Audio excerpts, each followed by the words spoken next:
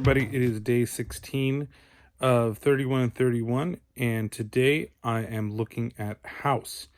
Now, House is, I would call it like a ghost revenge movie. This film is perfect for this totally 80s 31 and 31. It is ridiculous. It is pretty funny. Oh my God, the practical effects in this movie are fucking amazing.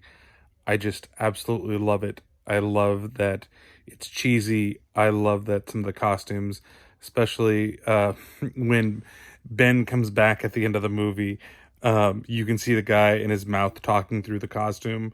But it's like, it starts off slow. So if you've never seen this movie before, and it's one that I definitely recommend that everybody go and see. Again, this was brought to my attention by Dave and Andy. And it was just like, so you have a guy, he's a horror writer. I wonder where they got that idea. And his next book is going to be based on his experiences in the Vietnam War. His aunt kills herself, well, supposedly kills herself, allegedly.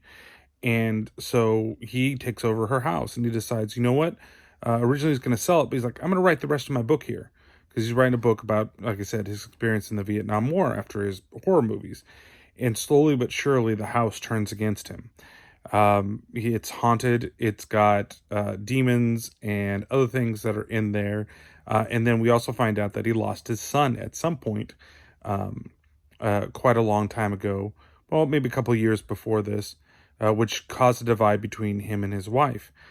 It's just so much fun. I can't stress. George Wendt is in the movie, which surprised the hell out of me. And I just was like I said, the beginning is a little slow as they kind of set up everything. But once he starts getting fucked around with by the different ghosts in the house, it gets really good, really, really fun. Especially seeing him delve into like his madness, because he's constantly, as he's writing his book, and you get to have him like a little bit sit in front of his like word processor or computer, if that's what it is. Maybe he's like George R. R. Martin and just typing with two fingers on his little DOS machine. But he recounts the tale of, when he lost his comrade in arms, Ben, because the guy was a fucking idiot. If he just stayed still, everything would have been fine, and then he wouldn't be haunted by these things.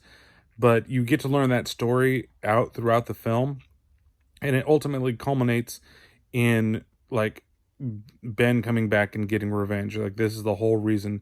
So he's been haunting his aunt, and he's been haunting him for basically to get the chance for him to turn on himself. Or maybe it's the house that's just manifesting Ben through his own fears. And eventually he comes to the realization that, he's not afraid of it anymore, and he's come to terms with the whole thing. It just keeps getting weirder and weirder. There's a great scene with George Wendt, and he's trying to convince him, hey, there is something in this house, and there's something evil here. And so he's like, I've got it locked in the closet, and you need to hit it with a harpoon. And he's like, okay, but he's like, it's a giant fucking raccoon, and it's the size of, he's like, Cujo? Yeah, Cujo. And then when the giant demon monster comes out of the closet, it's just fucking hilarious. And there's also a really terrible costume for when he thinks that it's his wife or his ex-wife or estranged wife or whatever type of wife she is. But like, he thinks that she's come to, help him.